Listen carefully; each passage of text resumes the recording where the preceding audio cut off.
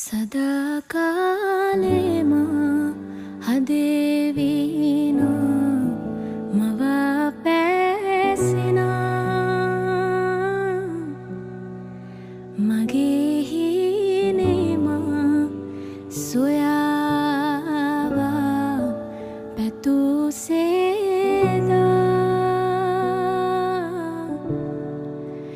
කොයිද උපමා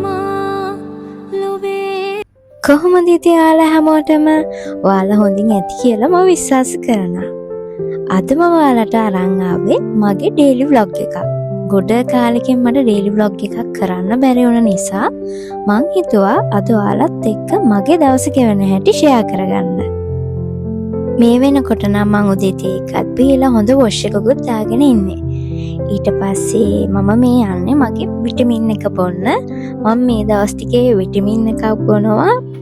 මොකද මගේ ස්ලීපින් සයිකල් එක පොඩ්ඩක් අවුල් ගිහිල්ලා තියෙනවා. ඒ නිසා මම විටමින් එකක් ගන්නවා. ඒක බීලා තමයි මම ඊටු වැඩ ටික පටන් ගන්න යන්නේ.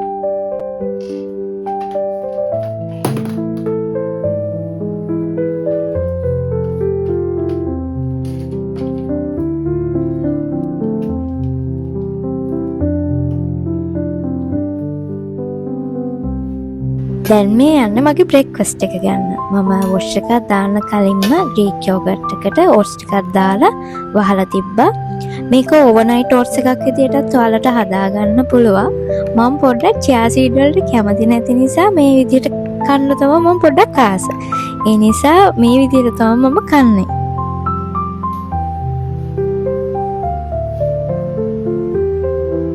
මම බ්‍රෙක්ෆාස්ට් එක ගන්නකොට හරි ලන්ච් එක හරි ඩිනර් හරි මට පුරුද්දක් තියෙනවා මම සීරීස් එකක් හරි මොන හරිම බලන්න ඕනේ. මේ අද නම් බලන්නේ සයිලෝ දන්න අය කමෙන්ට් එකක් දාන්න. දැන් ඒකේ සීසන් එකේ එපිසෝඩ් ටික යනවා. ඉතින් මම මේ සතියේ එපිසෝඩ් එක තමයි මේ බලන්නේ. ඒකත් බලන ගමන් මගේ බ්‍රෙක්ෆාස්ට් එක මම ගන්නවා.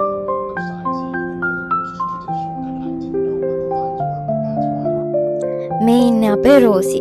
දැන් මේ රෝසිට ලොකු ප්‍රශ්නයක් අපේ පරවියෙක් ඇවිල්ලා දැන් යාව අල්ලන්න තමයි යා ලෑස්ති වෙන්නේ. යාට පරවියෝ කුරුල්ලෝ පේන්න බෑ. දැන් යා ඒම් කරගෙන ඉන්නේ පරවියව අල්ලගන්න. ඔයාලා බලන්න ඇති අපේ ඇඳේ බෙඩ්ෂීට් නැද්ද කියලා. ඇත්තටම දවල් වරුවට අපි හැමදාම වගේ බෙඩ්ෂීට් එක ගලවනවා. හේතුව ඔයාලට දැන් මේ වීඩියෝ එකෙන් බලන්න පුළුවන්. මෙන්න මෙයාලා තමයි ලොකුම හේතුව බෙඩ්ෂීට් එක ගලවන්න. මොකද එයාලා ওই විදියට සෙල්ලම් කරනවා. උතන ඉඳන් කුරුල්ලෝ බලනවා. එතකොට එයාලා බීමට ගිහිල්ලානේ ආපහු වෙන්නේ. එතකොට ඉතින් ඇඳ ජරා වෙන හින්දා අපි බෙඩ්ෂීට් එක ගලවලා තමයි තියන්නේ. අද දවස මට ලොකු වැඩක් නැති දවසක්. ඒ කියන්නේ මම කරන වැඩ වලින් අඩු දවසක්. ඒ නිසා මම මේ වගේ දවස් වලට කේක් එකක් හරි මොන හරි බන් එකක් හරි හදනවා. මම කොහොමද තනියෙන් ඉන්න ආසලාමේ. මම කැමති නෑ ගොඩාක් කට්ටිය එකතු කරගෙන එහෙම ඉන්න. මම හරි ඉන්ට්‍රෝවර්ට්. ඉතින් මම තනියෙන් ඉද්දී මම සතුටක් ලබන දේවල් තමයි මෙන්න මේ දේවල්. මම උයන්න ආස කෙනෙක් නන් නෙමෙයි. මං උයන්න ඉගෙන ගත්තෙත් මගේ හස්බන්ඩ් නිසා. මොකද මගේ හස්බන්ඩ් ඇවිල්ලා කන්න ගොඩක් ආස කෙනෙක්. රසට කන්න ආස කෙනෙක්. ඉතින් එයා හින්දා තමයි මම රසට උයන්න ඉගෙන ගත්තේ. ඒක කෑම හදන්න ඉගෙන ගත්තෙත්. මට ඕමාන් වල යාළුවෝ කවුරුවත් නැහැ. ඉතින් මම හැමතිස්සෙම තනියම ඉන්නේ. මං ගොඩක් වෙලාවට ගේ ඇතුලේ තමයි ඉන්නේ. මං කොහෙවත් එහෙම යන්නෙත් නැහැ. ඔයාලට හිතනවා ඇති එහෙම ඉද්දි ජීවිතේ බෝරින් නැද්ද කියලා. ඇත්තටම මට එහෙම කිසිම බෝරින් එකක් නැහැ. මං හරිම ආසයි තනියෙන් ඉන්න.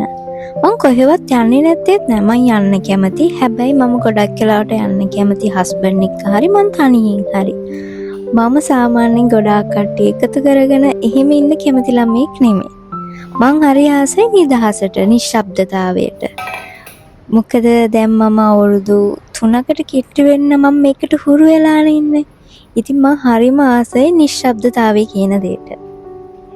මම තනියෙන් ඉඳලා ඉගෙන ගත්ත හොඳ ස්කිල් එකක් තමයි මේ කුකින් කියන්නේ.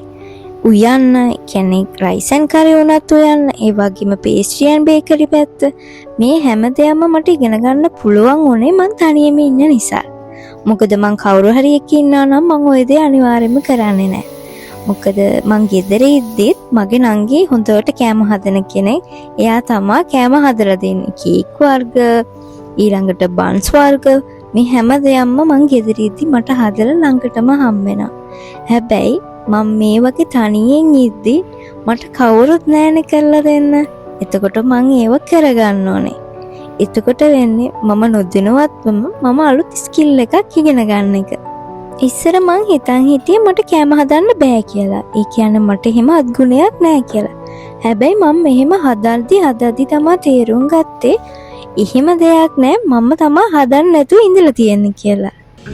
तेरे साथ साथ ऐसा कोई नूर आया है चांद तेरी रोशनी का. ජීවිතේ පොඩි කාලයක් හරි තනියෙන් ඉන්න බලන්න. එතකොට ඔයා නොදැනුවත්වම ඔයා අලුත් දේවල් ඉගෙන ගන්න try කරනවා. අපි ගොඩක් දෙනා වට කරන් ඉන්නවට වඩා අපි තනියෙන් ඉද්දි අපේ මනස මාර විදියට රිලැක්ස් වෙනවා. ඒ වගේම නිදහසක් දැනෙනවා.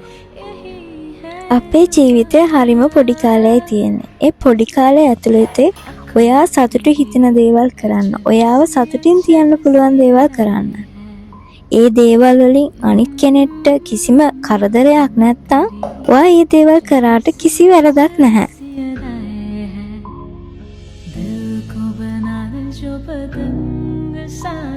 මේ ලෝකේ දිහා මිනිස්සු බලන්නේ එක එක විදියට. මම බලන විදිය වුණත් ඔයා බලන විදිය වුණත් සමහර වෙලාවල් වලට ගොඩක් වෙනස් වෙන්න පුළුවන්. ඒ නිසා ඔයා කරන දේවල් වුණත් මිනිසුන්ට විවිධාකාරයෙන් පේන්න පුළුවන්.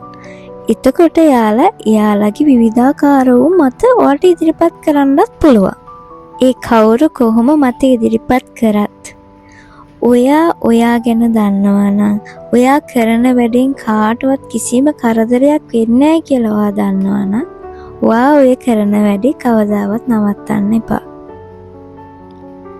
සමාජයෙන් ගෑනු ළමයිට අවුරුදු 30 වගේ දෙන ප්‍රෙෂර් එකක් තමයි ඉක්මනට බඳින්න කියන එක, ඒ වගේම ළමයි හදන්න කියන එක.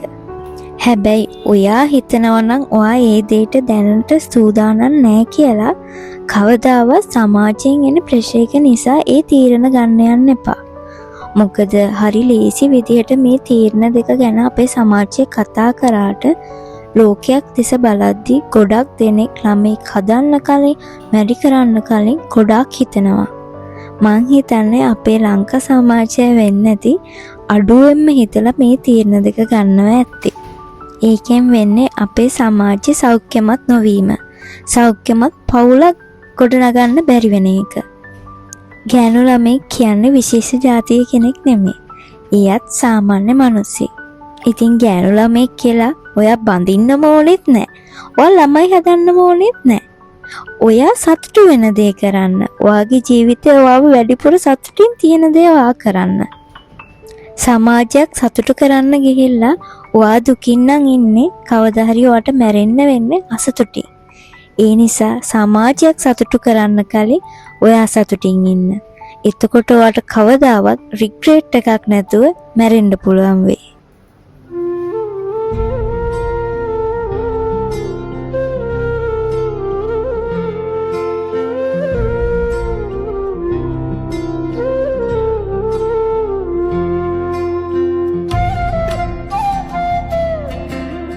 කතාවෙන් ඔන්න මම කේක් එකත් හදලා ඉවරයි. දැන් ඔයාලා බලනවා ඇති ඇයි මම මේ භාජන එක කේක් එක හැදුවේ කියලා. ඇත්තටම ළමයි මට කේක් එකක් හදන්න මෝල්ඩ් එකක් නැහැ ගෙදර. මං ගාව තියෙන්නේ බ්‍රෙඩ් හදන මෝල්ඩ් එකක්. ඒකෙන් කේක් හදන්න ටිකක් ඇත්තටම මට අමාරුයි. මොකද මම එක්ස්පර්ට් කෙනෙක් නෙවෙයිනේ. මං තාම ඉගෙන ගනිමින් යනවානේ. එතකොට මගේ කේක් එකේ මැද ටික අමු වෙන්න බලනවා උස වැඩි නිසා.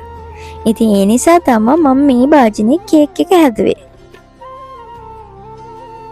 දැන් නම් මේක දැක්ක ගමන්ම දන්නවා ඇති අපි කොහෙද යන්නේ කියලා. දැන් ඔයාලට හුරු පුරුදුයිනේ. අපි මේ යන්නේ සුපුරුදු පරිදි අපේ චායි එක බොන්න. මම නම් දැන් චායි බොන්නේ නැහැ. ඉඳලා හිටලා චායි එකක් බොනවා. මම ග්‍රීන් ටී බොන්න පුරුදු වෙලා දැන් ඉන්නේ. හස්බන්ඩ් නම් චායි එක සුපුරුදු පරිදි බොනවා. तेरे साथ साथ ऐसा कोई नूर आया है चांद तेरी रोशनी का हल्का सा एक साया है तेरी नजरों ने दिल का किया जो है शेर असर ये हुआ අලුත් එක මගේ අලුත් එන්නේ අච්චුපාන් වලින්ට තටිපාන් තටිපාන් වලින් රෝස් පාන් මට්ට ගහලා මෙට්ට ගහලා ඒ වැඩක් නැහැ මගේ අලුත් එක අලුත් ඉන්ට්‍රොඩියුස් අච්චුපාන් ගෙඩි ලොකු ඊට පස්සේ තටිපාන් ගෙඩි ඊට වඩා ටීනි ඊට පස්සේ රෝස් පාන් එක ඊට වඩා චූටි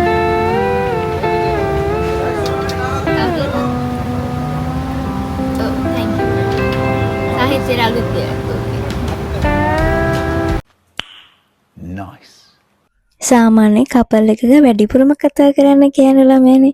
හැබැයි අපි දෙන්නගේ එක පොඩ්ඩක් වෙනස්. අපි දෙන්නගේ වැඩිපුරම කතා කරන්නේ මගේ හස්බන්ඩ් තමයි. මං ගොඩක් වෙලාවට කරන්නේ අහගෙන ඉන්න එක. ऐसा कोई नूर आया है चांद तेरी रोशनी අපි ආවා ෂොප් එකකට මගේ බොඩි ලෝෂන් එක ඉවර වෙලා තිබුණා. බොඩි ලෝෂන් එකක් ගන්න. ඔයා කෑනු ළමෙක් කියලා සමාජයේ විසින් දාලා තියෙන රාමුව ඇතුලේ ඉන්න එපා. ඔයාට හිතෙනවා නම් ඒ රාමුව කඩාගෙන යන්න ඕනි කියලා ඔයා කඩාගෙන යන්න.